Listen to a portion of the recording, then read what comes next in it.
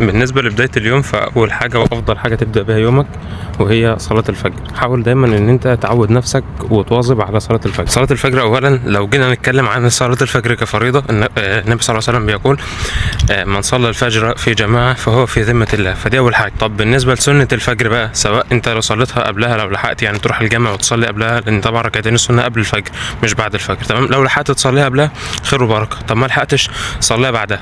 الركعتين دول بس كده خير من الدنيا وما فيها، تمام. فلازم تبدا يومك بصلاه الفجر كده عشان خاطر اليوم بتاعك يبقى ايه، يوم فيه بركه. وما تقوليش بقى انا هبدا يومي باي حاجه تانية. صلاه الفجر واحد، وكل اللي هتعمله في يومك في بقيه اليوم اصفار جنب الواحد. لو شلت الواحد الاصفار ما بقاش لها قيمه، تمام. فصلاه الفجر مهمه يا صديقي. فاول حاجه كده في يومنا صلاه الفجر وسنه صلاه الفجر. نكمل بقيه الفيديو، يلا بينا. وتاني حاجه وهي قراءه الاذكار بتاعتك، سواء كانت اذكار الصباح او اذكار المساء او ايا كان اذكار، مثلا اذكار صلوات او ايا كان ذكر انت بتقول مثلا طول اليوم. وفي فيديو جميل جدا للدكتور احمد العربي هو بيوضح في الفيديو ده الفرق بين واحد نزل من بيته الصبح وهو بيقرا اذكار الصباح، والواحد نزل من بيته الصبح وهو ما قراش اذكار الصباح. في مثلا بعض الاذكار اللي حرفيا انت مش متخيل السبب بتاعها، زي مثلا سبحان الله وبحمده.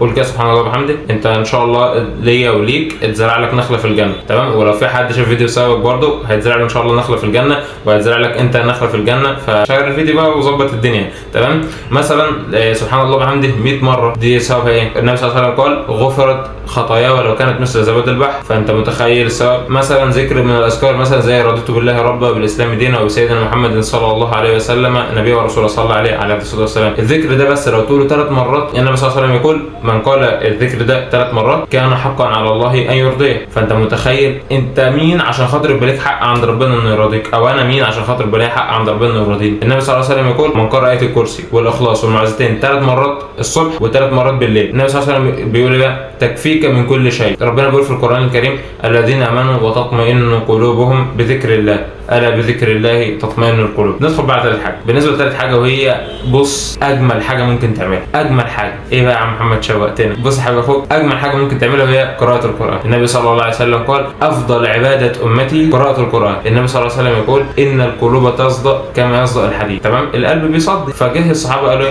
قالوا يا رسول الله وما جلاؤها؟ يعني ايه وما جلاؤها؟ يعني ايه اللي ينظفها؟ فالنبي صلى الله عليه وسلم قال قراءة القرآن وذكر الموت. القرآن يا صديقي أكتر حاجة هتنفعك في الدنيا والآخرة وفي القبر بتاعك هي القرآن. القرآن في الدنيا ينور لك طريقك، القرآن في الدنيا يخليك من الناس الصالحين. الحرف من القرآن بحسنة، والحسنة ب10 أمثالها والله يضاعف لمن يشاء. تيجي في القبر وأنت لوحدك بعد ما كل الناس بقى حطتك في القبر وسابوك ومشيوا، هتيجي تلاقي مين بقى اللي معاك في القبر؟ القرآن. وهيجي يدافع عنك من يمينك، الصلاة تدافع من عند دماغك، والقرآن يدافع عنك من يمينك، والزكاة تدافع عنك من شمالك، وأعمالك الصالحة تدافع عنك من عند رجليك. فملائكة العذاب ما تجيلك، مش لاقي مكان، ما هي هتجيلك من ال4 اماكن دول. فتلاقيهم مسدودين. انت راجل ما شاء الله بتقرا القران ما شاء الله يعني، فتلاقي نفسك القران قاعد معاك في القبر ويقول لك انا صاحبك القران. تلاقي حد يونسك تحت بدل ما تبقى لوحدك. تيجي في الاخره يقال لك في الاخره اقرا وارتقي ورتل فان منزلتك عند اخر ايه تقراها. تيجي في الاخره تلاقي كل الحروف اللي انت قراتها من القران تلاقيها في الاخره حسنات جبال. انت مش عارف الجبال دي جت ازاي، ما انت بتعدش. القران في الاخره هيدافع عنك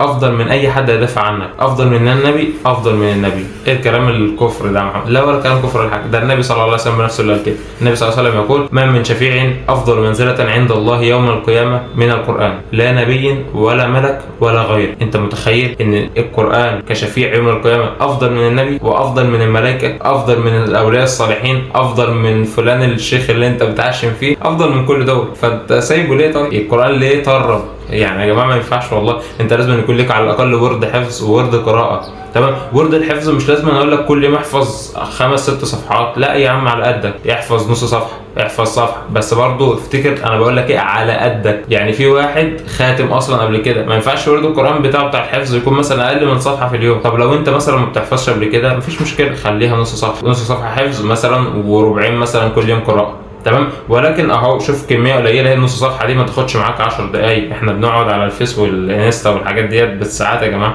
يعني ما نجيش برضو نقول ليه مفيش وقت، واحنا ما شاء الله لو فتحنا السكرين تايم بتاعه التليفون هنلاقي نفسنا بنقعد على التليفون بتاع 7-8 ساعات في اليوم. يعني فضل وقتك للقران، لان انت صدقني والله العظيم لا شغل ولا فلوس ولا زوجه، ولا طبعا انت ما فيش زوجه، اغلب اللي بيتفرجوا على الفيديو الشباب فما فيش زوجه ولا في عيال، فما تشتغلوش بعض يعني، تمام. فانت ما فيش زوجه ما فيش عيال يطلعوا عينيك، فانت ولا في شغل ولا في حاجه خالص.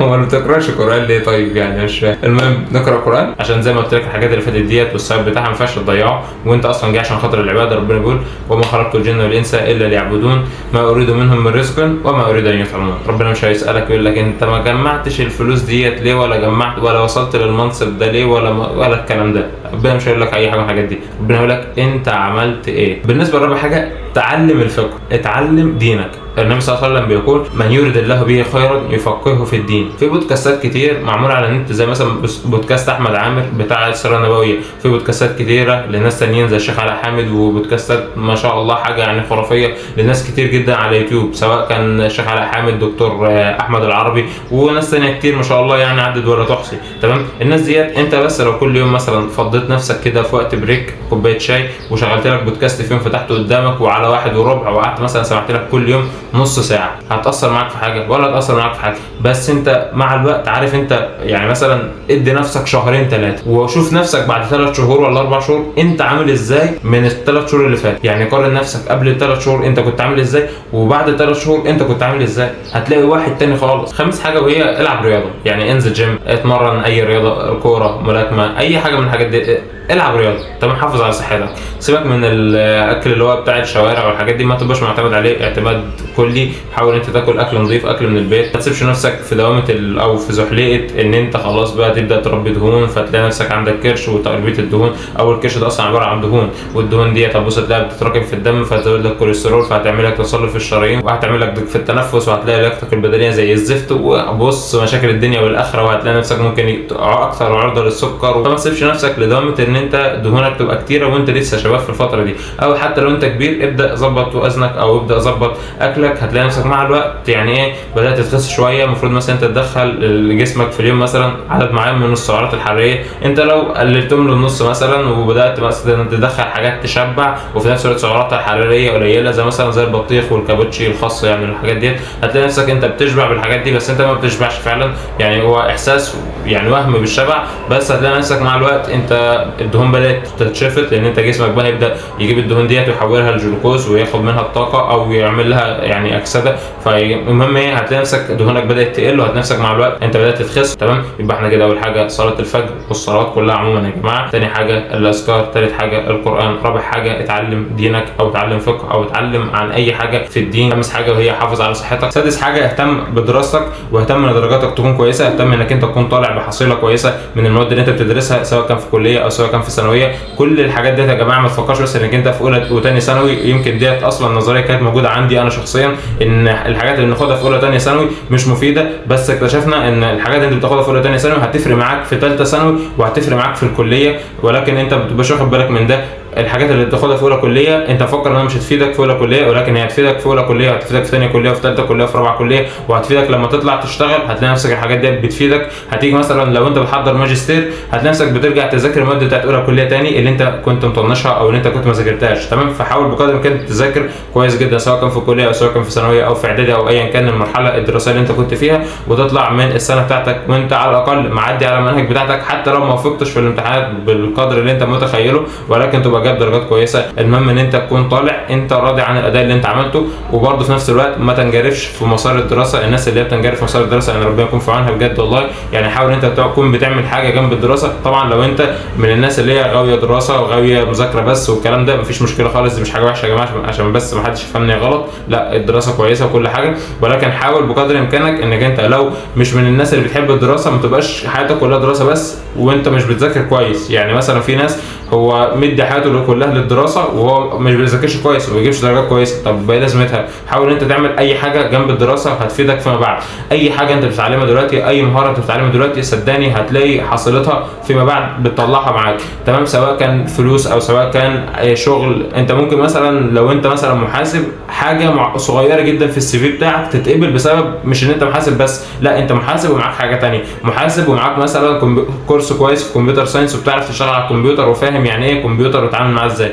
محاسب ومعاك مثلا كورس جرافيك ديزاين، محاسب وبتعرف تسوق لشغل، محاسب وبتعرف تعمل اي حاجه من الحاجات اللي موجوده دلوقتي، محاسب وليك في البرمجه، محاسب وليك في اي حاجه، هتلاقي نفسك انت بتتقبل مش عشان خاطر انت محاسب، مع المحاسبين كتير، بس انت بتتقبل عشان محاسب ومعاك حاجات تانية. محاسب مثلا بتعرف تعمل برزنتيشن، فمحاسب بص اي حاجه انت بتتعلمها دلوقتي هتلاقي نفسك بعد كده في الشغل اللي انت طالع بيه من الكليه بتتقبل عشان خاطر الحاجه دي. دكتور وبتعرف تسوق لشغلك، هتيجي تلاقي نفسك بتعمل شغل او مثلا انت في العياده بتاعتك بتطلع شغل، وخصوصا لو انت دكتور اسنان هتلاقي نفسك بتطلع شغل وبتعرف تسوق له كويس. طب انت بتطلع شغل كويس، هو انت رايح تطلع شغل كويس؟ لا. طب انت ليه بيجي لك شغل كتير؟ عشان خاطر انت دكتور بتعرف تعمل شغل، ودي طبعا حاجه مهمه. يعني انت مثلا مش بتسوق كويس وانت شغلك زي الزفت، لا انت مثلا شاطر في شغلك ولكن انت بتعرف تسوق لشغلك كويس. فلما تكون خريج من حاجه معينه وبتعرف تسوق للشغل اللي انت بتطلعه، فده هيفرق معاك كتير جدا. ويمكن احنا في الفتره دي بنشوف اثر التسويق على المنتجات او اثر التسويق على الناس والبراندات اللي بتنجح. مثلا بلبن، شوف بلبن، هل هو بلبن مثلا عشان خاطر جوده منتجاته بيعمل الشغل ده؟ مستحيل. لو جوده المنتجات بتجيب 20% من زباين، فال 80% التانيين تسويق.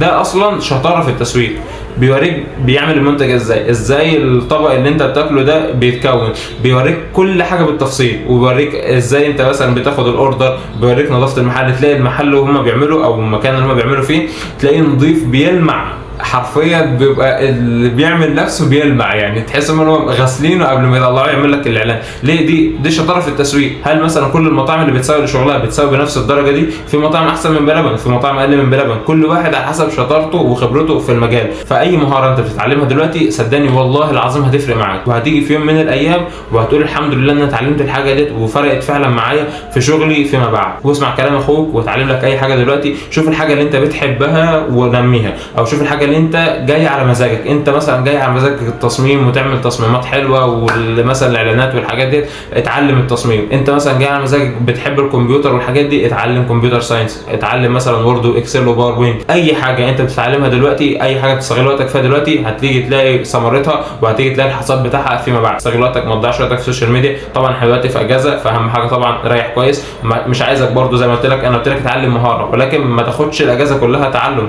تمام؟ ليه؟ انت عشان تاخد الاجازه كلها تعليم وتاخد كورسات ودايس على نفسك قوي، هتيجي تلاقي نفسك داخل في الدراسه انت عايز تريح، انت ما ريحتش اصلا. فهتيجي في الدراسه تلاقي نفسك انت بقيت مجبر انك انت تكمل في الحاجه اللي انت فيها، او يا اما هتسيبها خالص بس انت مجبر انت تذاكر. فهتلاقي نفسك انت مش قادر تذاكر، مش قادر تعمل حاجه من الحاجات اللي انت كنت بتعملها في الاجازه اللي انت بسببها ما ارتحتش كويس. هتلاقي نفسك مقصر في الدين، هتلاقي نفسك مقصر في شغلك، هتلاقي نفسك مقصر في دراستك. فهتلاقي نفسك حياتك كلها ضاعت بسبب انك انت قصرت في حاجه او قصرت في راحتك في الفتره اللي انت المفروض ترتاح فيها. سابع حاجه وهي كون علاقات اجتماعيه كويسه. حاول ان انت علاقاتك تكون كويسه، حاول ان انت تعرف ناس كويسين. البيئه الكويسه اللي انت مزروع فيها هي اللي هتطلعك شخص كويس. طب واحد مثلا يقول لي طب انا مش لاقي البيئه دي، خلاص يبقى بعد واحد يعني عزل. تمام؟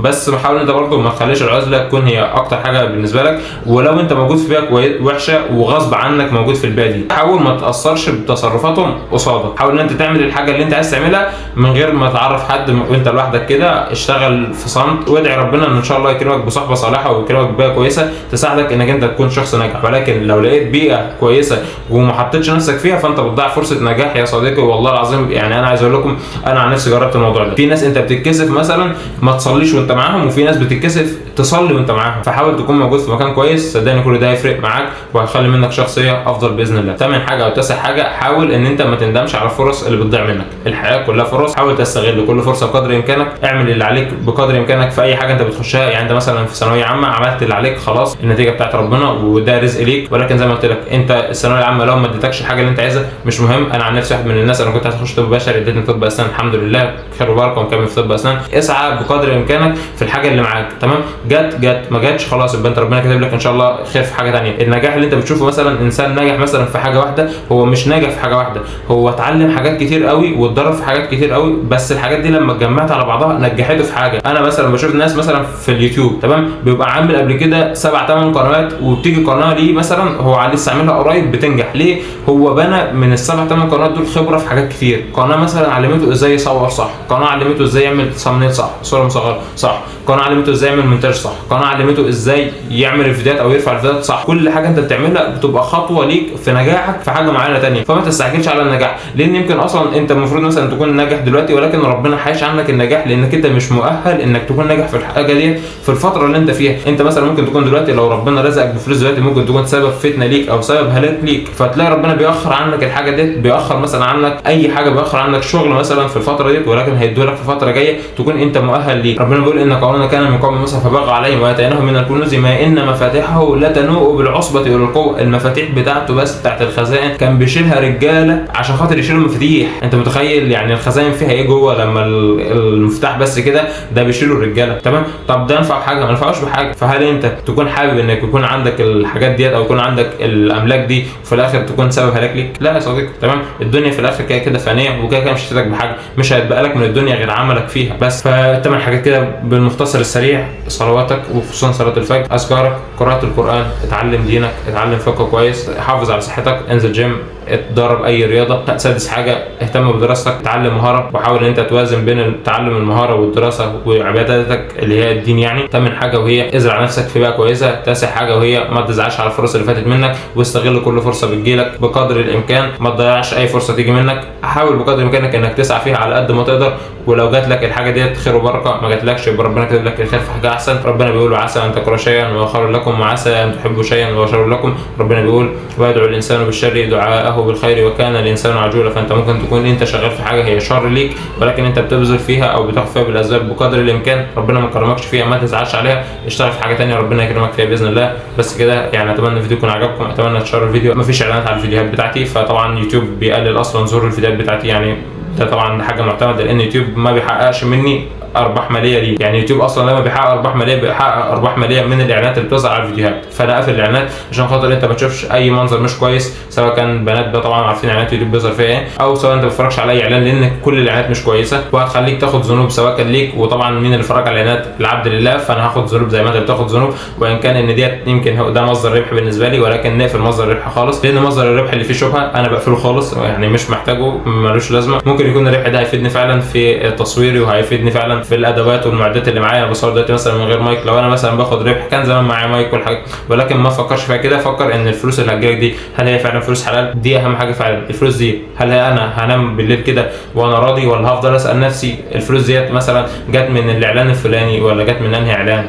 طب الاعلانات اللي الناس شافتها دي هل كان فيها اعلان بنت من البنات اللي هي بتطلع تسوق لتطبيقات اللايفات والحاجات ديت، ولا كان فيها ايه؟ يعني اظن انتوا فاهمين يعني عارفين كل الحاجات دي. بقدر امكانك ساعد في نشر الفيديو بقى بكومنت حلو او بكومنتات عموما. ما تنسوش طبعا معرفة ده صوت السلام، ما تنسوش طبعا تحطوا لايكات بقى واشتراكات بقى والحاجات دي. اتمنى طبعا ربنا يتقبل الفيديو ده يعني في ميزان حسناتي وحسناتكم باذن الله، وحسنات كل الناس اللي تشير الفيديو وبعد بقى الفيديو لاصحابك وقول لهم يلا بينا ايه نحسن البيئه اللي احنا فيها بدل البيئه الميتة اللي احنا قاعدين فيها ديت. بس كده. ما تنسوش طبعا النبي. السلام عليكم ورحمه الله وبركاته. نشوفكم على خير.